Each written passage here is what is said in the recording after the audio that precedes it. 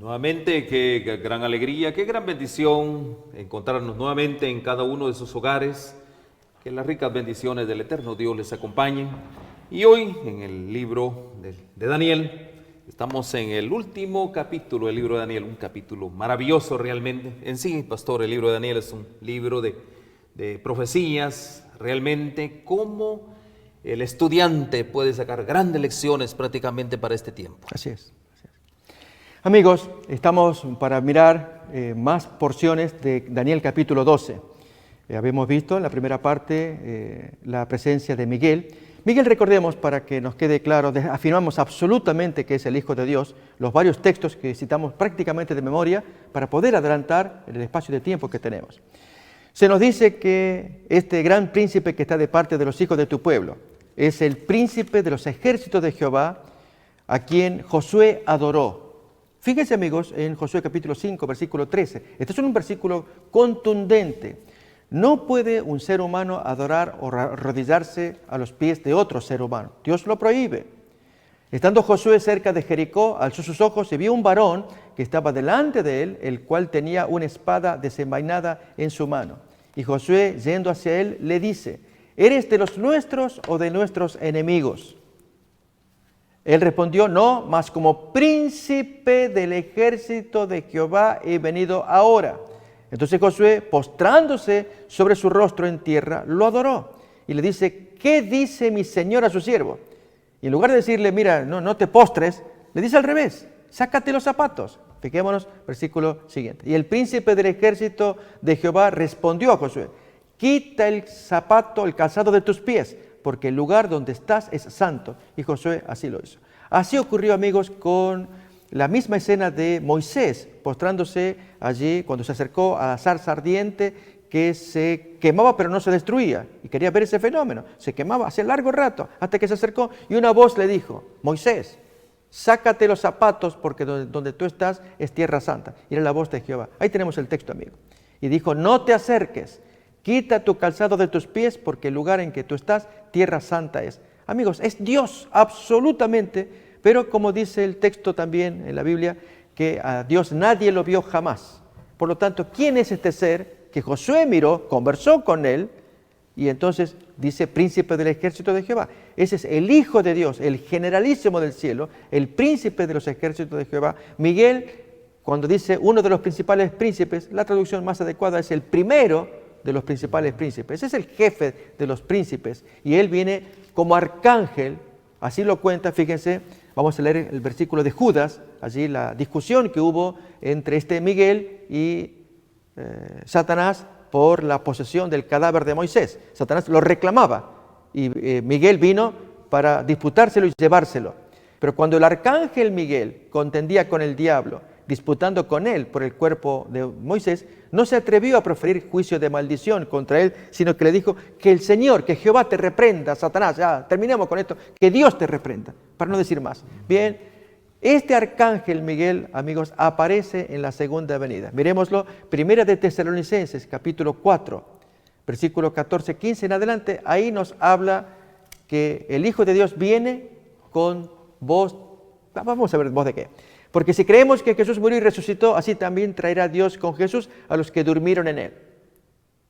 Por lo cual os decimos esto en palabra del Señor: que nosotros que vivimos, que habremos quedado hasta la venida del Señor, no llevaremos la delantera, no precederemos a los muertos, a los que durmieron.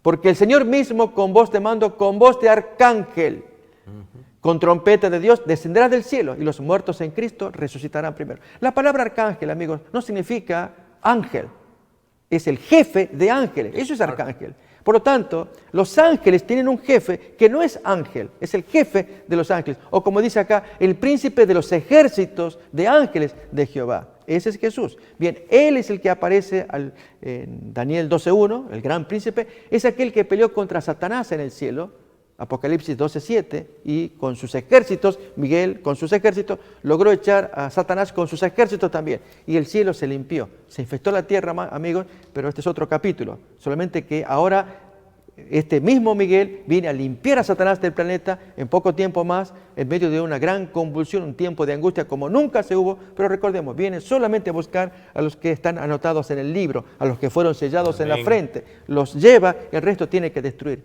¿Por qué, amigos? Busquemos cómo hacer para meternos, decirle a Dios, Dios, aquí estoy yo, mírame, con el reflector, aquí estoy yo, mírame, aquí, detente acá. Hacerle así a Dios, amigos. ¿Saben? Déjeme que agregue más. Hoy mucha gente, muchos líderes están pidiéndole a Dios, Dios, aquí escúchame mi oración. Y en la oración que hacen, amigos, con todo el respeto y el cariño, pero tenemos que ser firmes, no la están atinando. Para orar correctamente a Dios, tomemos los modelos bíblicos. En 2 de Crónicas, capítulo 7, 14, nos trae un modelo y es pedirle perdón, no que nos quite el coronavirus. Dios, ten misericordia, sácanos el coronavirus. No es eso, amigos. Pedirle perdón por los pecados que hemos cometido, modificar la conducta para que entonces Dios se conduela, se conmueva y entonces nos quite la peste de encima. Leamos el texto. Dice, y se semillare mi pueblo sobre el cual mi nombre es invocado, y oraren y buscaren mi rostro, y se convirtieren de sus malos caminos. Ahí está el punto. Porque queremos presumir que somos santos al orar, ¿verdad? Entonces yo iré de los cielos y perdonaré sus pecados y sanaré su tierra. Noten ahí, habla de conversión, habla de arrepentimiento y también de perdón. El asunto, amigos, es, si yo soy un ladrón, soy un estafador, si soy un fornicario, cualquier pecado, y le digo, Señor, ayúdame porque mi hijo se está pecando el coronavirus, y ayúdeme aquí, y yo le pido a Dios, amigos. Fíjense cómo lo va a decir Proverbios capítulo 28, versículo 9. Si yo tengo todos mis pecados a cuestas y le pido perdón a Dios para que me quite el coronavirus, Dios me responde de esta manera. El que aparta su oído para no oír la ley, su oración también es abominable. Es terrible, amigos. O sea, para agradarle a Dios, no es pedirle, Dios, ten clemencia, ten misericordia de lo que nos pasa. No, es decirle, Dios, he pecado. Así lo hizo Daniel. Capítulo 9, versículo 4, cuando comienza a orar, fíjense en el versículo 5 que ponemos en pantalla, pedirle perdón a Dios. Así funciona esto, amigos. Por eso estamos desestimando, decirle a la gente, aprendan a orarle a Dios para que Dios nos quite esta plaga de nuestro mundo, de nuestros cuerpos. Miremos, leemos el versículo 4 primeramente. Y oré a Jehová mi Dios e hice confesión diciendo, ahora, Señor Dios grande, digno de ser temido, que guardas el pacto y la misericordia con los que te aman y guardan tus mandamientos. Allí nomás de entrada le dice Daniel a Dios.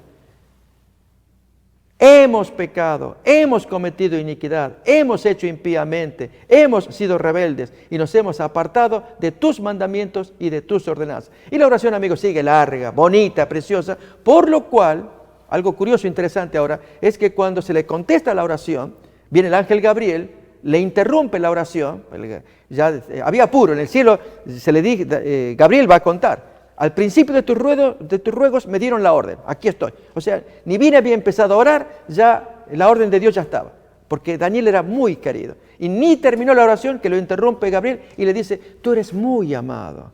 Amén. Amigos, ser amado de Dios es hacer estas cosas, y es orar por los pecados de uno, para pedir que Dios nos perdone, abandonarlos, reformar nuestra vida, orar por pecado de otros, inspirarles a que reformen. Entonces, cuando hacemos cambios, allí con presión le hacemos a Dios, Dios, fíjate, yo ya hice cambios, ya abandoné el robo que le hice, ya hice mis cambios, ya modifiqué, ya no estoy haciendo las maldades que hago, te pido por favor, sácame la plaga, y ahí podemos orar, ahí se puede negociar con Dios. De hecho, amigos, en Isaías 1, así habla Dios, hagan esto y yo les prometo hacer lo otro. Pero olvidamos esto y le pedimos que Dios nos quite la plaga para seguir pecando. Déjenme, amigos, un punto más. Cuando vamos a las curaciones, hay amigos que van a lugares de sanaciones, predicadores que dicen tienen poder para sanar. Y entonces va el individuo que tiene enfisema, que tiene cirrosis, por las cosas que le haya pasado. Lo cierto es que va al lugar y le dice al sanador, por favor, ¿puede orar por mí para que me cure la cirrosis? Ok, venga para acá, le pone la mano allí en el hígado o donde fuera. Y entonces va a la oración y ¡wow! Quedó el poder, se sanó de cirrosis. ¿Para qué? Para seguir tomando después. O sea, no le curaron la causa del problema por lo cual contrajo cirrosis o enfisema o cualquier drama de los seres humanos. Amigos, tenemos que hacer un cambio, una reforma para que Dios entonces escuche y pueda sanar totalmente nuestros problemas. Amén. Y ahí viene la sanidad para la humanidad y viene Amén. la sanidad para el planeta Tierra, Amén, para la misma amén. Tierra. Vamos a entrar en el capítulo 12, verso 2. Gracias, pastor, realmente lindas recomendaciones. Daniel 12, capítulo 2. Al revés, ¿verdad?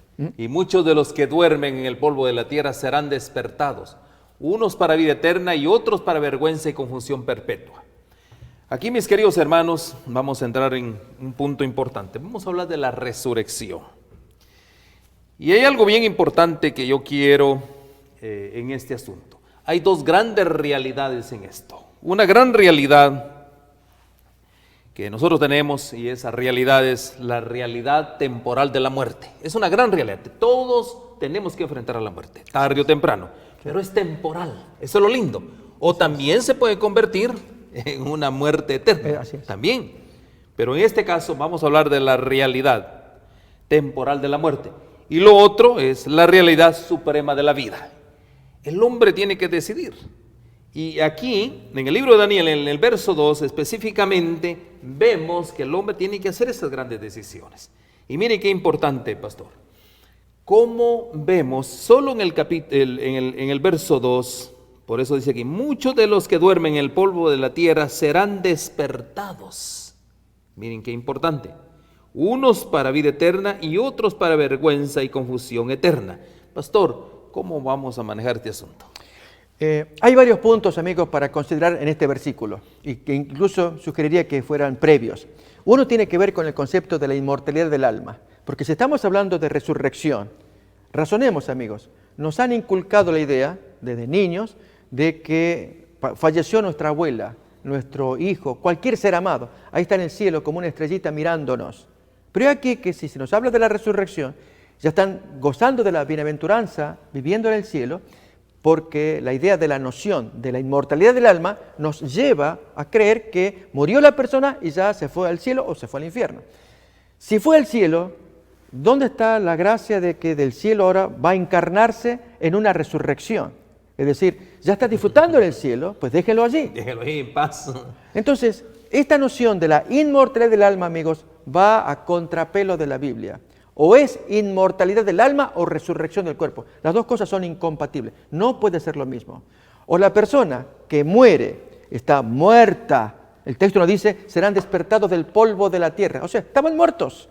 Y al despertarlos, allí se produce la resurrección. Esa es la noción bíblica, la que nos trae Daniel, la que nos trae el Nuevo Testamento. La otra es una noción pagana, que viene aún desde los tiempos de los egipcios, de los griegos, que creían que cuando la persona muere, el alma sale del cuerpo y allí anda el aura, el alma flotando en los aires. Acuérdense, amigos, que quien promovió esta idea en el mundo griego fue Sócrates, famoso filósofo. Y al estudiar la muerte de qué le pasó a este señor y los amigos que le rodeaban, él mismo estaba en paz porque decía, yo me muero, pero ya mi alma va a ir al Olimpo, a los dioses, a disfrutar de la filosofía. Creencia pagana. O los faraones, moría el faraón, le mataban a toda la familia con los animales, para que en ultratumba, en el más allá, supuestamente el hombre vuelve a vivir y otra vez la parentela que está para servirle. Ideas paganas. ¿Quién enseñó semejante cosa? Tanto, amigos, que esta noción de la inmortalidad está tan frenada en la Biblia que Dios mismo se encarga allí en Génesis capítulo 3, los dos últimos versículos. Cuando se expulsa a Adán y Eva, el propósito de Dios es que no tomen del árbol de la vida, no sea que esa gente coma y viva para siempre. Leemos ahí. Y lo sacó Jehová del huerto del Edén para que labrase la tierra de la que fue tomado. Echó pues fuera al hombre y puso al oriente del huerto de Edén querubines y una espada encendida que se revolvía por todos lados para guardar el camino del árbol de la vida. Significa, amigos, que para ser inmortal del alma, tiene que haber tomado del árbol de la vida. El texto dice que lo echaron del árbol de la vida. Por lo tanto, se tiene que morir. Y si se muere, amigos, espera la resurrección, no la inmortalidad. Ese es un punto para considerar. El otro punto, Benedicto, es el tema del rapto secreto. Otro asunto, amigos, que también nos han inculcado esa idea. Cuando el texto bíblico dice que va a ser un rapto público, abierto, lo van a ver todos. No secreto, donde se van de a uno, de a dos, y los que están alrededor no saben qué pasó. No, amigos, esta idea confusa, perniciosa, porque tiene sus alcances que van a ser perjudiciales, es creer que un grupo ya se fue al cielo y el otro queda acá en la tierra. No, se acabó todo. A que pase la tribulación. Hasta que pase la tribulación. Aquí, amigos, pasamos toda la tribulación, la pasan aquellos que están sellados, protegidos por Dios, inscritos que en el libro de la vida. Escritos en el libro. Entonces van a atravesar, eso nos cuenta la Biblia. El texto de la primera plaga dice que la plaga cae sobre todos los que no tienen la marca acá, que tienen el sello del 666. A esa gente hay que perseguirlo. Eso se hace cargo Dios con sus ángeles, de darle la plaga a la gente culpable. Los que están salvados, los que tienen el sello, eso nos lo va a contar Apocalipsis capítulo 7 y capítulo 9.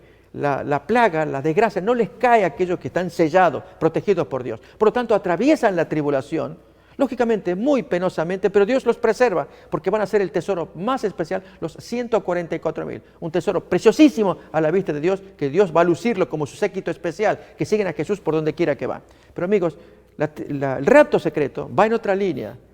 Nos hace creer que hay como una segunda oportunidad porque unos se fueron, queda todavía la otra gente de la tribulación. No, no hay segunda oportunidad, se acabó todo. Por lo tanto, ahora es la única oportunidad para pelearla, hacer todas las cosas que Dios quiere y entonces heredar la resurrección en caso que vayamos a la muerte. En el caso de la resurrección, amigos, que estamos estudiando, de Daniel 12:2, que a la venida de Miguel, un tiempo de gran tribulación, en Jeremías se le llama tiempo de angustia. Un tiempo, amigos, en el que no hay intercesor. Para que se cumpla un texto que aparece en Apocalipsis, les quiero invitar a que lo miren, capítulo 22, versículo 11. En la versión de la Biblia de Jerusalén aparece muy bonito, bien poético, está muy bonito. Pero en cualquier versión se entiende el texto. Lo leemos, Apocalipsis capítulo 22, 11, Reina Valera 60. El que es injusto, métale todavía. Practique pecados, no se frene, disfrútelo, lo último que le queda. El que es inmundo, inmundícese más todavía, revuélquese más, disfrute del pecado. Pero el que es justo, practique la justicia todavía, y el que es santo, santifíquese todavía. ¿Qué significa esto, amigos? Que habrá un momento en un futuro cercano en que la gracia de Dios se cierra y no hay vuelta. El que se perdió, el que se salvó, se salvó. Y el que se perdió, amigos, ustedes saben cómo funciona la mente humana. Él jamás se va a creer que está perdido. Y este hombre, pues, dice, no, es verdad, sí, yo nunca me arrepentí, pero ahora ya decido cambiar. Y ahora sí, ya me quiero volver a la iglesia, quiero practicar las cosas de Dios porque la conciencia me martilla. Pues ya está tronado, ya terminó. Porque, amigos, pospusimos demasiado tarde la invitación al arrepentimiento. Noten, esta profecía está en un futuro. Nadie sabe la fecha, nunca lo sabremos, pero por eso Dios nos la pone con tiempo para que andemos con temor y temblor, con tiempo, pensando en que se va a cerrar la gracia y ahí podemos entrar todos los que creemos. Y cuando creemos, amigos, ahí sí, comienza ese tema del tiempo de angustia porque no hay intercesión. Se acabó y comienzan las plagas y, amigos, Dios promete a sus hijos no tocarlos, como ocurrió con las plagas de Egipto. ¿Recuerdan? Allí solamente la tierra de Gosén era la única en la que no caían las plagas que caían en todo el país de Egipto. Así también Dios promete lo mismo, para que sean castigados una plaga, 2 plagas, cada vez más intensa, 4, 5, hasta la 7ª plaga. Cuando viene la 7ª plaga, amigos, el fin del mundo, allí baja Jesús y se produce el texto que estamos leyendo de Daniel 12:2. Despiertan unos para vida eterna y otros para vergüenza y confusión. Y hay que probarlo con la Biblia, cosa que ya hacemos a continuación. Muy bien. Gracias, pastor. Realmente, entonces vemos aquí, mis queridos hermanos, que en Daniel 12:2 hay algo que necesitamos todavía sustraer. Cuando dice duermen, ¿verdad? Aquí podemos ver una metáfora, ¿no? Los que duermen. Y hay algo bien interesante, pastor. Cuando hablamos de dormir, en este caso, podría decirse que es el término final de todo, ¿no? Ella murió, durmió, prácticamente. Ahora, la pregunta es, aquel que ya murió, aquel que ya durmió, definitivamente no tiene ningún arma inmortal, ¿verdad? Si duerme, significa que va a despertar.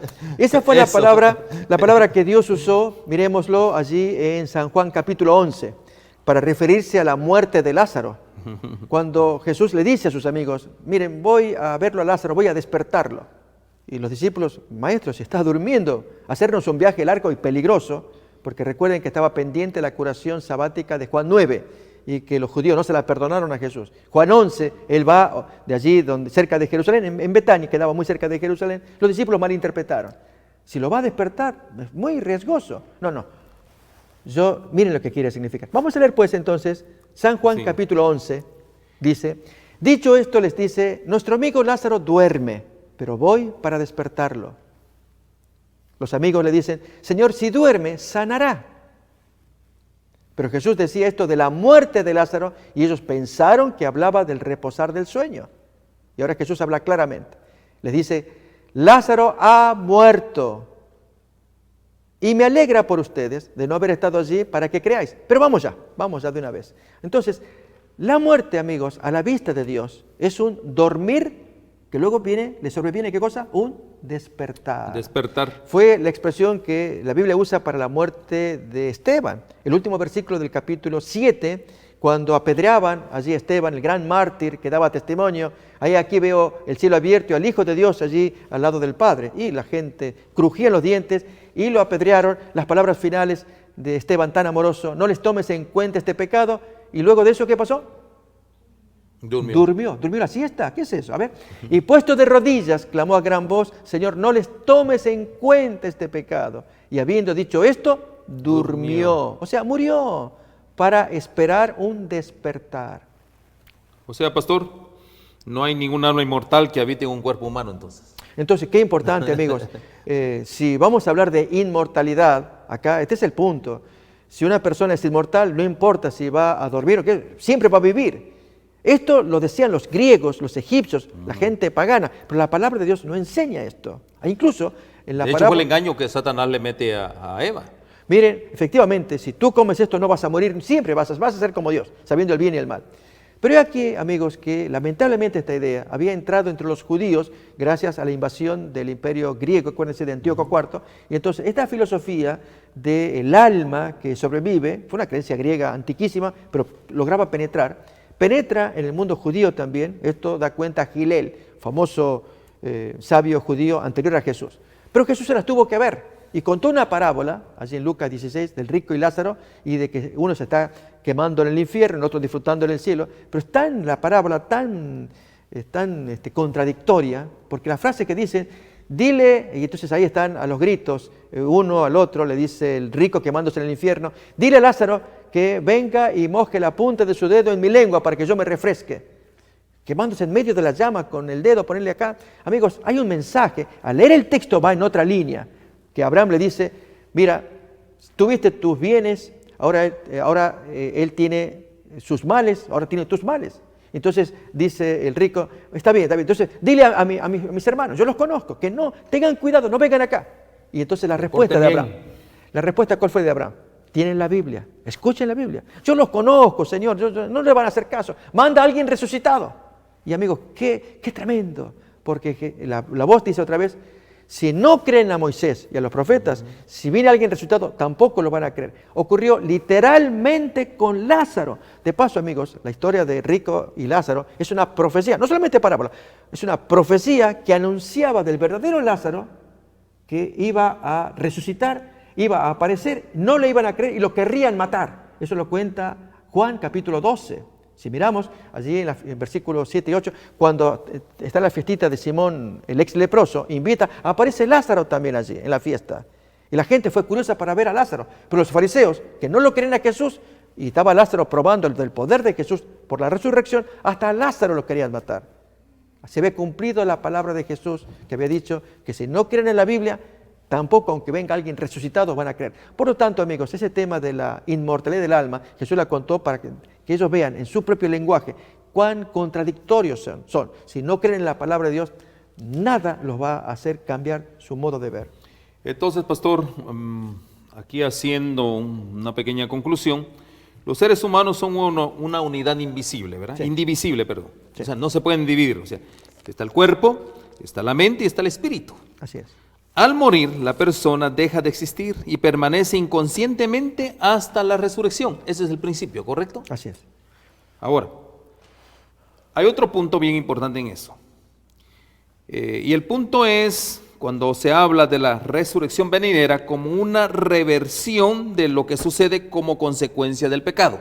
O sea, Si resucitamos, ¿qué sucede? Es revertir, ¿verdad que sí?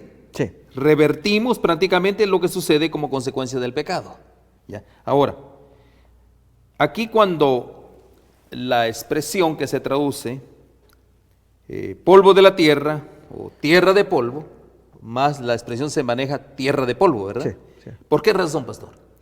Acordémonos cómo fue creado Adán. Sí. La palabra hebrea es afar. Afar es el muñeco, es el polvo. De hecho, polvo, cuando uno muñeco. va a un cementerio judío, ustedes pueden leer la expresión allí, que afar va a decir allí, que es el polvo, somos polvo. Entonces Dios creó un muñeco de polvo, luego le sopla, la palabra hebrea es neshama, que significa aliento, aliento de vida. Entonces, cuando se le pone el soplo a un muñeco, se produce vida y eso se llama nefesh. Todo esto, amigos, aparece en Génesis capítulo 2, versículo 7, texto que leemos. Quizá vamos a leer de la versión de la Reina Valera antigua, ahí introduce más adecuadamente y usamos una ilustración para entender. Ahí vamos a ver el tema del alma, si queremos mirarlo. Ahí tenemos la versión Reina Valera de 1909. Formó pues Jehová Dios al hombre del afar, del polvo de la tierra, y alentó en su nariz soplo de vida, el neshama, y fue el hombre un nefesh, alma viviente. Amigos, fíjense, vamos a tomar la ilustración. Tenemos una lámpara, que es algo material, sería equivalente al polvo. A la lámpara le conectamos corriente, el aliento de vida, la neshama. Cuando se conecta la corriente a la lámpara, ¿qué produce? Luz. Eso es la nefesh.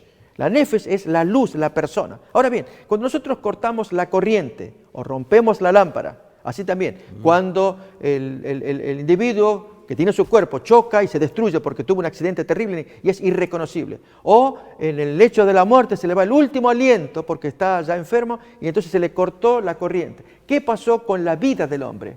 ¿Qué pasó con su nefesh? ¿Qué pasó con su alma? Se esfumó, se desapareció. O alguien diría, no, se murió, pero ahora se fue al cuarto contiguo o está flotando en el aire. Amigos, apliquemos el mismo principio. Si se corta la luz, aquí estamos en un estudio donde hay luz y tenemos nuestros ayudantes. Si uno viene con una broma y bueno, es que vamos a cortar la corriente y se cortó la corriente, no se preocupen, hay luz, vamos a ir al otro cuarto que allá hay luz. Que la luz de acá se fue al otro cuarto. No, amigos, para que haya luz allá tiene que haber... Bueno, ahí ya nos hizo la broma del productor. ¿Qué tiene que haber allí en el otro cuarto? Tiene que haber otro foco, otra corriente para que haya nueva luz. Así que, por lo tanto, la luz es equivalente al alma. Para que haya alma, amigos, tiene que haber un cuerpo, tiene que haber corriente, y entonces está la vida, que es el alma. El alma no va de cuarto en cuarto, debajo de las puertas, penando en los cementerios, flotando en el aire, asustándonos. No, para que alguien nos asuste, tiene que haber un cuerpo, tiene que haber una corriente, tiene que haber la luz, es decir, un individuo trepado en el techo que tiene cuerpo, tiene vida y el hombre anda haciendo sus bromas. Eso sería. Y si no, si hay alguien que anda haciendo eso, no es el alma, es un demonio, que eso es otro negocio. Pastor, en la declaración que Dios les hace cuando el hombre cae, hay una declaración, ¿verdad que sí? ¿Y cuál es la declaración que Dios, la sentencia que le da? Hay una sentencia, no en el juicio, sino una sentencia. Dios, si comieres del árbol de la ciencia del bien y el mal, ¿verdad? Hay una declaración ahí. Pero más sin embargo hay algo bien importante en todo esto, ¿no? Viene la gran promesa también. Entonces, eso quiere decir, mis queridos hermanos, que sí es cierto. Si el hombre peca, la ley decía que tenía que morir, irremisiblemente. Más sin embargo, había una promesa. ¿Cuál era la promesa? De un redentor, de un salvador. Entonces, quiere decir que la muerte se puede revertir entonces. Acordémonos, amigos, que esta expresión aparece en lo que se llama el protoevangelio, de Génesis capítulo 3, versículo 15.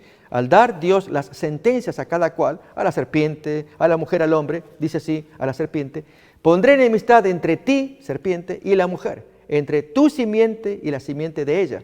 Esta te herirá en la cabeza y tú le herirás en el calcañar. Y simiente, dice Pablo en Gálatas 3, es Cristo. Esa es la gran semilla de parte de Dios para destruir al enemigo. Y esto se produjo en la cruz del Calvario cuando le asestó el golpe mortal a Satanás, porque entonces él murió sin pecado y pudo resucitar por causa de que no cometió pecado y venció a Satanás, que es el Señor del pecado y de la muerte.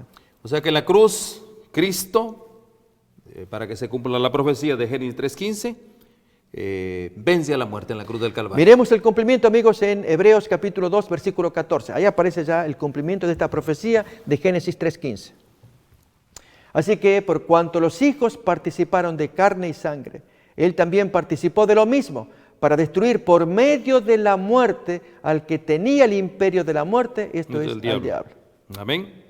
Y también el mismo apóstol Pablo en 1 Corintios capítulo 15, verso 54. Miremoslo también. Y cuando esto corruptible se haya vestido de incorrupción y esto mortal se haya vestido de inmortalidad, entonces se cumplirá la palabra que está escrita: sorbida es la muerte en victoria. Qué gran promesa. Así es. Qué gran esperanza. Esto, amigos, se va a producir en la resurrección, porque esto mortal, esto corruptible, es absorbido, se va a vestir de inmortalidad, de incorrupción. Y entonces se acabó la muerte. Sorbida es la muerte en victoria. Se produce entonces la resurrección que cuenta Daniel capítulo 12:2. Vamos a leer el texto y a la vez compararlo con Primera de Tesalonicenses capítulo 4, versículo 16. Y muchos de los que duermen en el polvo de la tierra serán despertados, unos para vida eterna y otros para vergüenza y confusión perpetua. Y eso vamos a explicar a continuación también quiénes son esa gente. Pero miremoslo, el cumplimiento en Primera de Tesalonicenses 4:16. Porque el Señor mismo con voz de mando, con voz de arcángel y con trompeta de Dios, descenderá del cielo y los muertos en Cristo resucitarán primero. Siguiente versículo. Luego nosotros, los que vivimos, los que hayamos quedado con vida y no arrebatado, no hay arrebatamiento allí privada, esto es público, seremos arrebatados juntamente con ellos en las nubes para recibir al Señor en el aire y así estaremos siempre con el Señor. La pregunta, amigos, es, si bien, otra vez volviendo a Daniel 12:2, que se produce la resurrección, el despertar de, dice acá, unos para vida eterna, el gran despertar, la gran resurrección. De hecho, perdón, pastor, de hecho, es cuando se levanta el Señor Jesús, ¿no? Sí. Cuando él diga, hecho es, ahí en Apocalipsis 16:17, sucede este evento prácticamente. ¿Qué evento es el que sucede? O sea, ¿qué escenas en las que vamos a ver en ese momento? Bien, miremos acá, amigos. El séptimo ángel derramó su copa por el aire y salió una gran voz del templo, del cielo, del trono, que decía, ya, listo, hecho está, se terminó. Se levantó. Y ahí, amigos, se produce entonces el cierre de todas las cosas, que es la venida del Señor. Se dio el castigo que se tenía que dar al planeta, muy triste, tristísimo. Todo eso es un abismo de desolación, de tristeza, de muerte. Y quedan algunos sobrevivientes. Primeramente los santos, que van a ser recogidos en la segunda venida. Y luego pecadores que todavía no fueron destruidos, para que presencien la venida del gran Miguel bajando del cielo. Se produce entonces el despertar de la gente santa que estaba muerta y resucitan, pero hay un despertar también de otra gente, que es la que queremos mirar a continuación. Vamos a ver, amigos, en Apocalipsis capítulo 1, versículo 7. ¿Quiénes son estas personas que resucitan para vergüenza y confusión? Y aquí que viene con las nubes y todo ojo lo verá, y los que le traspasaron. Y todos los linajes de la tierra harán lamentación por él. Sí, amén. Amigos, ¿quiénes lo van a ver para vergüenza y confusión? Recuerden otra vez, vamos a leer Daniel 12:2, para que quede claro allí. Al final, cuando dice, unos para vida eterna y otros para vergüenza y confusión perpetua. ¿Quiénes son esas personas? Que van a resucitar. Que van a resucitar. El texto de Apocalipsis 1:7 nos dice que los que le traspasaron, ellos lo van a ver. ¿Dónde aparece una promesa solemne que Jesús hizo acerca de esa gente? Pues miremoslo en Mateo capítulo 26, les invito, que el versículo 64, vamos a mirar allí. Vamos a leer del 60, quiero mirar el contexto, así se va a entender mucho mejor. Dice, y no lo hallaron, aunque muchos testigos falsos se presentaban, pero al fin vinieron 2 testigos falsos, acusando a Jesús. Que dijeron, este dijo, puedo derribar el templo de Dios y en 3 días reedificarlo.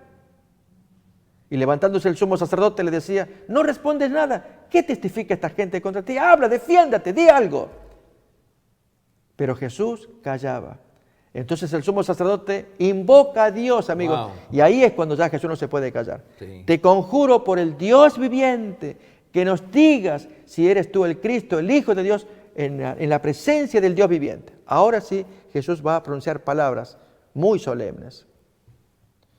Tú lo has dicho, y además agregó que desde ahora veréis al Hijo del Hombre sentado a la diestra del poder de Dios y viniendo en las nubes del cielo. Ustedes lo van a ver. Amigos, ahí se cumple Apocalipsis 1:7, que los que le traspasaron, Caifás, Anás, todo el Sanedrín, los soldados, toda aquella generación de incrédulos, lo van a ver para que se cumpla el texto que leemos ahora. Y aquí que viene con las nubes y todo ojo lo verá, y los que le traspasaron.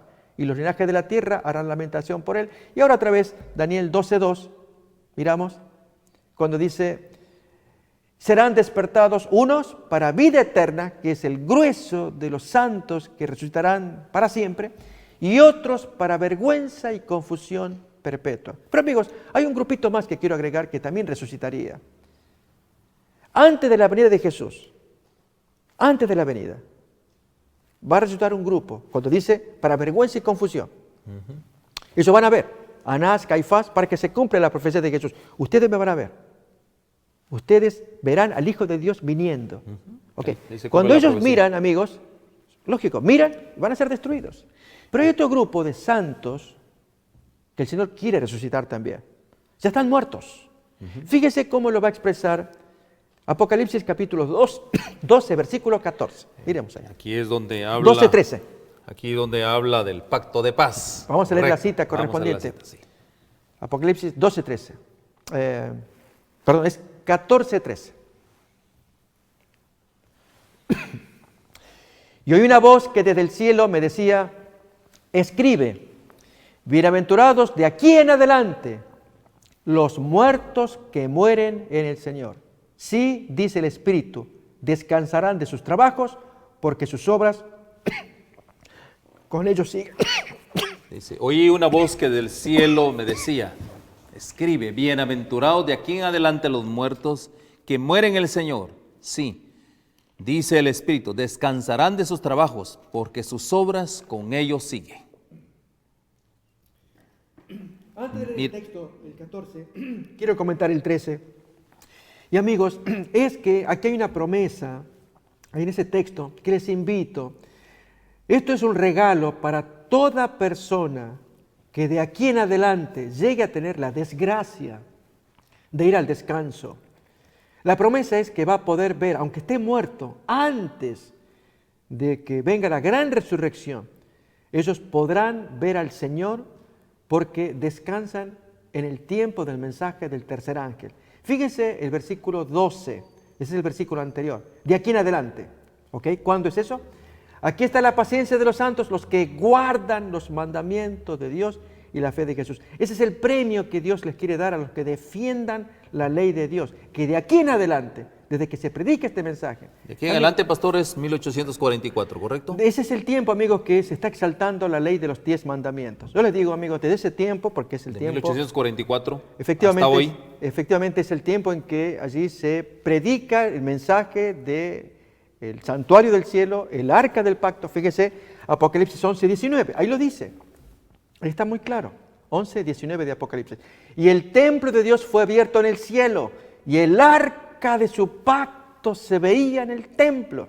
Y hubo relámpagos, voces, truenos, un terremoto y grande granizo.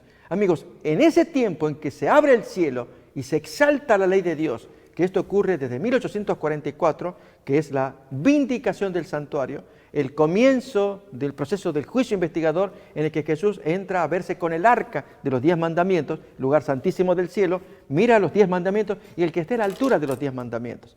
Por eso les queremos invitar, si usted escucha estos temas y usted considera la ley de Dios, póngase a la altura de la ley, mírese a sí mismo como en un espejo. Está fallando con el 8º mandamiento, con el 9º mandamiento, con el 6º mandamiento, con el mandamiento que fuera. Usted se va ajustando.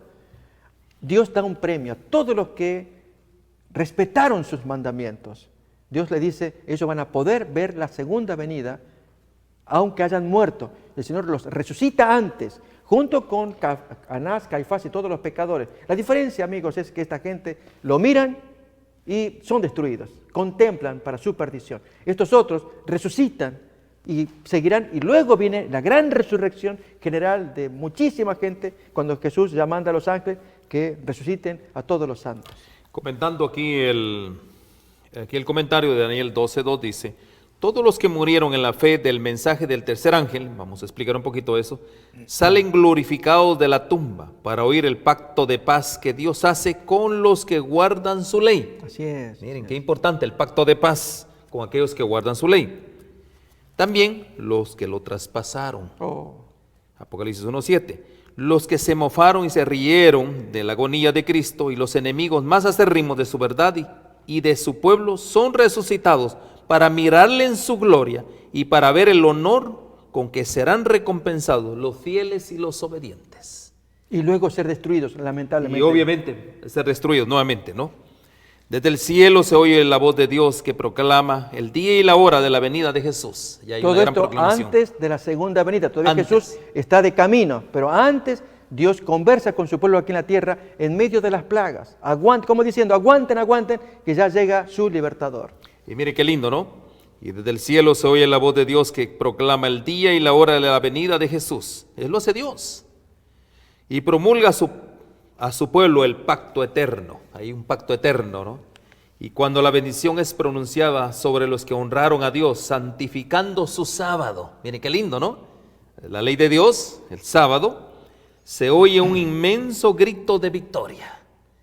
Y la gran aflicción para aquellos, ¿verdad? Saben, amigos, este tema se está trayendo porque la profecía de Daniel 12:2, que dice que muchos van a ser despertados, uno para vida eterna, otro para confusión. Ya, ahí tenemos el texto. Ya miramos que aquellos de la confusión son Anás, Caifás, toda aquella generación de pecadores que traspasaron a Jesús, de acuerdo a Apocalipsis 1:7. Pero de acuerdo a Apocalipsis 14, versículo 13, bienaventurados los que de aquí en adelante mueren en el Señor. De aquí en adelante, ¿a partir de dónde? De los versículos previos, que es el mensaje del tercer ángel. Ahí tenemos el texto, bienaventurados de aquí en adelante los muertos que mueren en el Señor. Amigos, miremos de aquí en adelante, esto es el mensaje del tercer ángel de Apocalipsis capítulo 14, versículos 9, 10, 11 y 12. Ahí aparece ese mensaje. Y el tercer ángel los siguió diciendo a gran voz: si alguno adora a la bestia, fíjense, amigos, que el mensaje va a ser muy solemne, que se divide en dos grandes partes como una moneda que tiene dos caras. La primera cara va dirigida contra el enemigo de Dios, que es la bestia, abarca los versículos del 9 al 11. La segunda cara va a abarcar al pueblo de Dios. Así que miremos la primera cara de la moneda. Si alguno adora a la bestia y a su imagen y recibe la marca en su frente o en su mano, él también beberá del vino de la ira de Dios que ha sido vaciado puro en el cáliz de su ira y será atormentado con fuego y azufre delante de los santos ángeles y del Cordero. Y el humo de su tormento sube por los siglos de los siglos, y no tienen reposo de día ni de noche los que adoran a la bestia y a su imagen, ni nadie que reciba la marca de su nombre. Esa es la solemne amenaza contra los enemigos de Dios. Pero ahora el mensaje termina con la otra cara de la moneda. Versículo 12. Dios se dirige a su pueblo ahora. Aquí está la paciencia de los santos, el aguante, amigos. Dios nos está pidiendo que desde ahora vayamos adquiriendo este aguante, esta resistencia. El coronavirus ha sido una bofetada enorme. Lamentablemente hay gente que se ha suicidado también. Pero es para que todos aprendamos la lección de que van a venir cosas más graves todavía. Pero Dios pide esto: tengan paciencia los que guardan los mandamientos de Dios y la fe de Jesús. Guardar los mandamientos, amigos, todos los 10 mandamientos, pero he aquí que nos ha caracterizado resaltar el cuarto mandamiento del sábado. Algunos dicen, pero esto solamente hablan del sábado. Amigos, hablamos de cualquiera de los mandamientos, pero el sábado es el más polémico, el más controversial, porque la gente no lo quiere. Dice, está el domingo, ya con eso alcanza. Más ahora con el Pacto Ecuménico Global que Francisco I quiere llevar, que lo trasladó de mayo a octubre, le llama la Semana de Laudato Si, y que ya hemos señalado que en el párrafo 237 de ese documento aparece la promoción del sustituto del sábado, que es el domingo al cual él le llama la sanación, el día de la sanación de la tierra, el día de la sanación de las relaciones. Argumentos que se presentan, amigos, y que desde aquí, pues lógico, vamos a discutir, no porque seamos peleones, sino porque el mandamiento de Dios dice sábado, y Dios quiere que esto se sepa. Cuando uno sabe Todos los mandamientos van a ser iguales. Honra a tu padre, no mates, no forniques, no mientas, etc. Todos los mandamientos. Pero el sábado es el que se lo ha descuidado y entonces es el que sale a flote para discusión de todo. Lógicamente, mesas abiertas, vamos a ver el origen, qué pasó, cuándo ocurrió el cambio. Todo eso se puede discutir. Pero amigos, está vigente en el decálogo. Dios está pidiendo que la gente lo piense, lo analice, lo estudie, se convenza, lo acepte y lo observe, lo guarde. Porque entonces sí, Dios puede pronunciar una promesa de pacto, como acabamos de leer, dar el pacto a aquellos que respetaron sus mandamientos. Fíjense un texto más que quiero compartir, que aparece en el capítulo 5, versículo 19. ¿Cómo trata Dios al que trata los mandamientos de Dios? Mateo 5, 19.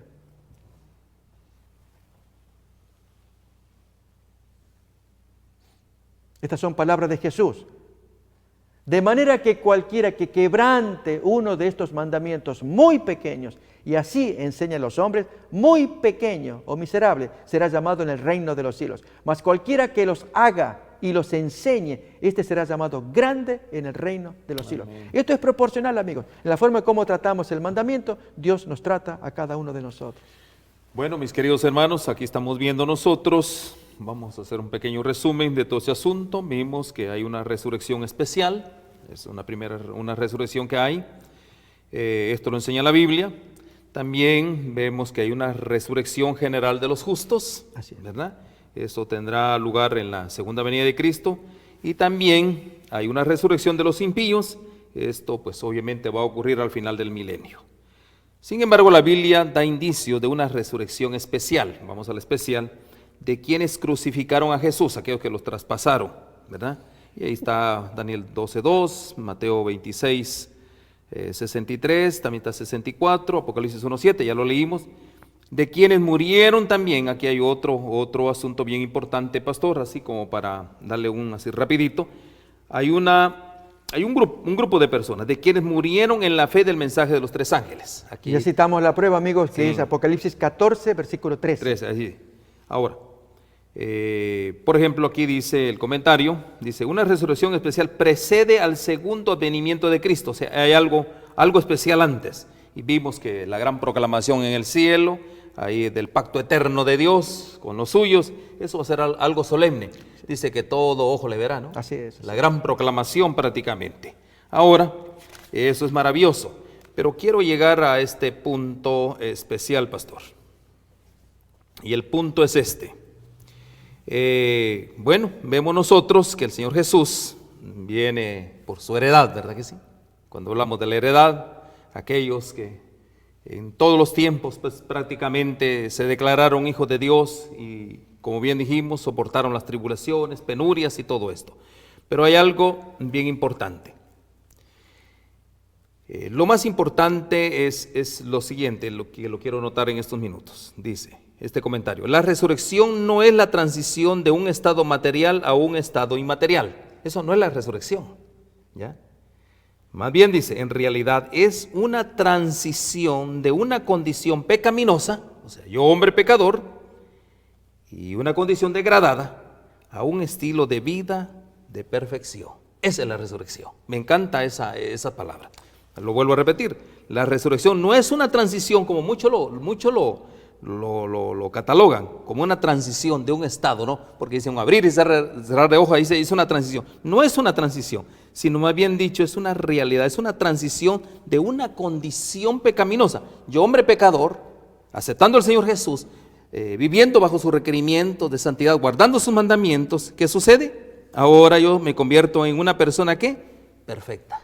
Amigos, en esa ocasión que tendremos un cuerpo nuevo, esto nos lo cuenta 1 Corintios capítulo 15, se nos dará un cuerpo incorruptible, entonces ya no seremos más presas de tentación, de los ataques del diablo, ya el cuerpo no estará como ocurre ahora. Ahora Dios pide que nos esforcemos, que tengamos en alto los mandamientos, que los cumplamos, pero lógicamente la tentación, la apretura, allí la presión, que la familia, que la necesidad de trabajo, que el cuerpo mismo que pide cosas, y entonces allí estamos en la lucha, amigos, todos, pero la orden de Dios sigue pendiente, cumple los mandamientos, pero luego, amigos, de la resurrección y de la transformación que estos cuerpos mortales que ahora actualmente tenemos, se nos da otro cuerpo, o sea, nunca más, nunca tendremos las tentaciones que ahora tenemos. Y miraremos para atrás como diciendo, tanto sufría yo por ese pedazo de cigarrillo, tanto sufría yo por esa droga, no entiendo qué pasaba en mi cabeza. Lógicamente, amigos, es lo que hoy estamos viviendo,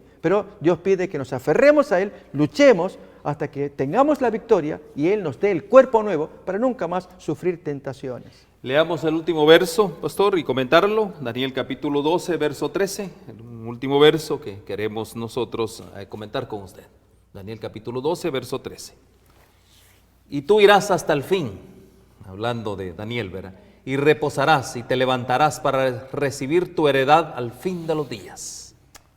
Amigos, hoy se están cumpliendo ese final de los días y Daniel, no solamente como persona, él va a recibir también su resurrección. Fue un hombre fiel, un modelo de hombre, prototipo de los santos de los últimos días, lógicamente. Pero además, el libro de Daniel es el libro que sale ahora a luz para el tiempo final. Nos queda todavía, amigos, del capítulo 12, cosas pendientes para examinar, sí, que no lo haremos. Sí. Ya vamos a hacerlo en otro momento. Acuérdense de los 3 tiempos y medio que ahí se citan, el juramento solemne. También aparecen las cosas, las maravillas. El libro sellado. El libro sellado, cuando se desella todo eso, eso queda pendiente. Eso lo hacemos mañana, pastor. ¿Cómo no? Con la ayuda de Dios. Pero el punto acá es que el libro está pendiente, tú vas a recibir tu premio, tú vas a ir a reposar, pero al final de los días se te va a premiar. Así como a Daniel, amigos, esa es la misma bendición para cada uno de nosotros. Se nos exhorta, permanezcamos fieles, firmes, amemos la palabra de Dios, estudiemos estas verdades. Una de ellas, amigos, que molesta a mucha gente, es el juicio previo a la segunda venida.